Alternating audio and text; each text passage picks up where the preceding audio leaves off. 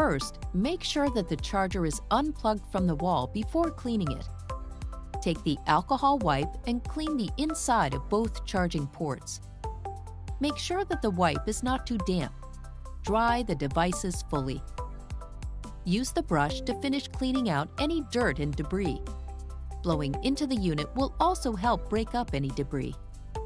Clean the mini port of the charging base by blowing into the port and cleaning with the brush where the cable plugs into the unit. Using the brush, clean the charging cable ends as well. Make sure the unit is completely dry before plugging it into the wall. Once your unit has been cleaned and is dry, plug your charger into the wall. Put the hearing aids into the charging dock and see if the light comes on. The light should be red at first, eventually turning green when the unit is charged. Regularly charge your device as well.